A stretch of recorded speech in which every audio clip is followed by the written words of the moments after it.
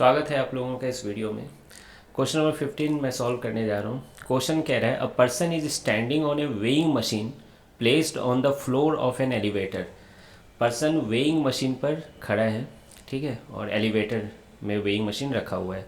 The elevator starts going up with some acceleration, moves with uniform velocity for a while and finally decelerates to stop. मतलब वो क्या कह रहा है कि एलिवेटर शुरू में ऊपर जा रहा है, ठीक है, शुरू में ऊपर जा रहा है कुछ एक्सीलेशन के साथ, ठीक है। फिर उसके बाद सेकेंड वाला डायग्राम में यहाँ बनाया हूँ, फिर उसके बाद वो कांस्टेंट वेलोसिटी के साथ जा रहा है, v कांस्टेंट है। v कांस्टेंट का मतलब एक्सीलेशन कितनी है, 0 है, ठीक है। फिर उसके बाद ऊपर जाते हुए ही वो डी एक्सीलेट कर रहा है, जा ऊपर ही रहा है लेकिन डी एक्सीलेट कर रहा है, ठीक है। तो एक्सीलेशन निगेटिव हो जाएगी, नीचे हो जाएगी एक्सीलेशन, और फिर फाइनली वो क्या होता है, रुक जाता है। बोला गया the maximum and the minimum weights recorded are 72 kg and 60 kg, ठीक है।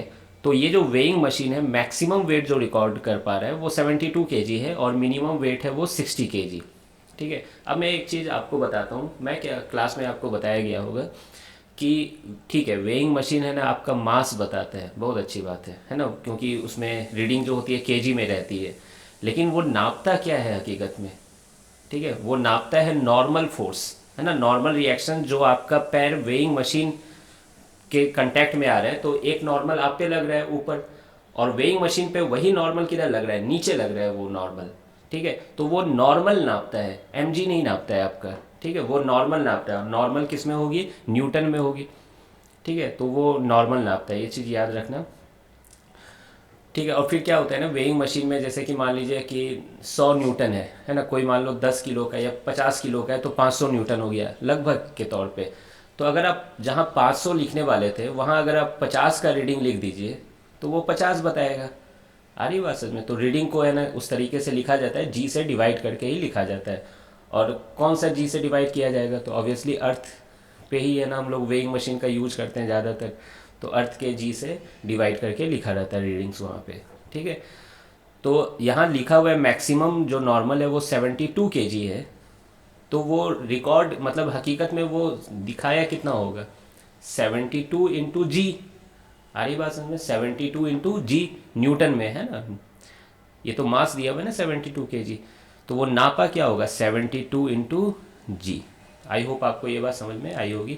उसी तरह से मिनिमम 60 kg दिखा रहा है तो वो नापा क्या होगा, 60 इंटू जी, है ना, जी से डिवाइड होके वहाँ रीडिंग लिखी रहती है। तो यहाँ तक आपको समझ में आ गया होगा। अच्छा, आपको ये भी पता चल रहा होगा कि ये जो मैक्सिमम नॉर्मल है इस केस में आएगा, ठीक है, देखेंगे कैसे इस केस में आएगा, है ना, बाकी आप जान ही रहे हो।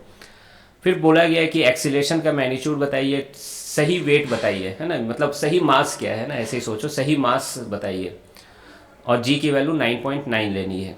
तो अब आप देखो, मैं फ्री बॉडी डायग्राम बनाऊंगा किस पे, इस आदमी पे जिसका वेट नापा जा रहा है।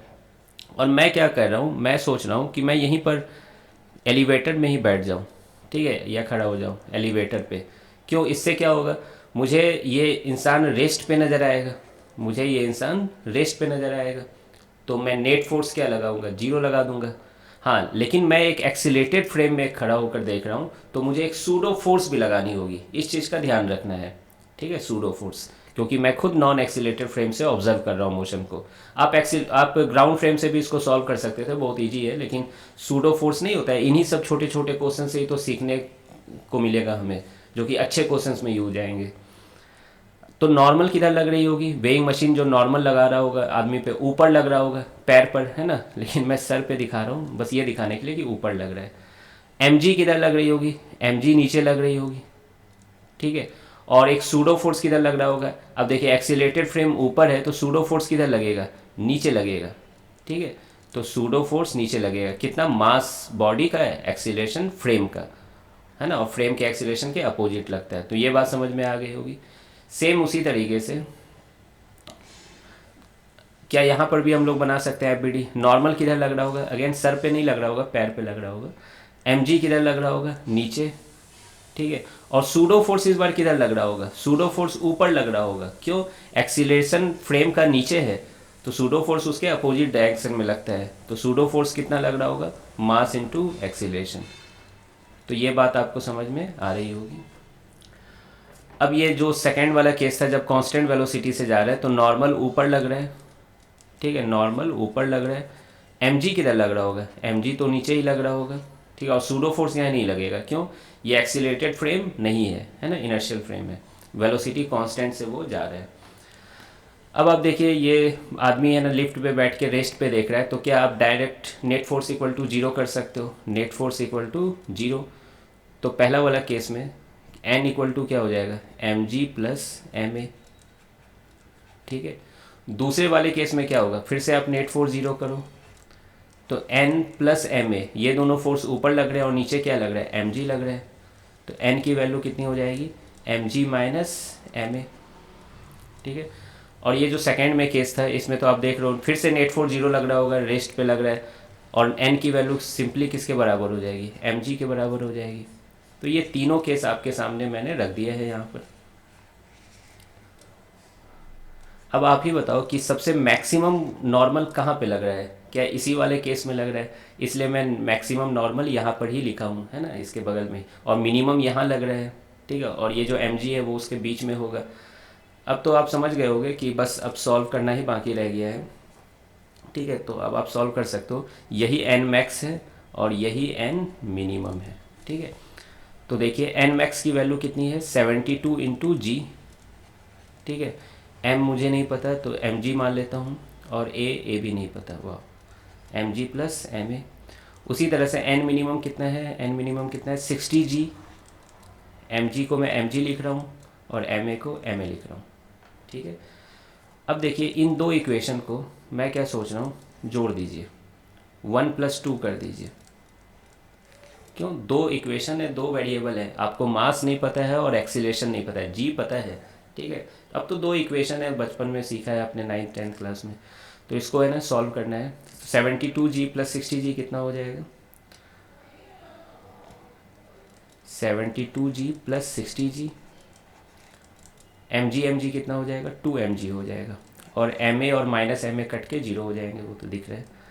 तो देखिए जी कट गया ना, यहाँ से जी कट गया दोनों तरफ से, तो कितना हो गया 72 + 60 डिवाइडेड बाई 2, ठीक है। अब बताइए 72 + 60 कितना होता है, 132, 132 डिवाइडेड बाई 2 कितना हो जाएगा 66 kg। तो मास की वैल्यू कितनी आ गई 66 kg, यानी सही वेट जो होगा, सही वेट है ना, यही बता रहा होगा ना सही वेट, तो वो 66 इंटू जी नाप रहा होगा, लेकिन हमें क्या दिखा रहा होगा 66 kg ही दिखा रहा होगा, है ना। तो क्वेश्चन में वेट पूछा गया है ना, तो आप सोच रहे होगे न्यूटन में देना चाहिए, लेकिन वो जो सेंस है वो रीडिंग के सेंस में है ना, क्योंकि वेइंग मशीन आखिरकार रीडिंग तो केजी में ही देता है ना हमें, तो वो उस रीडिंग के है ना क्या कहते हैं सेंस में है।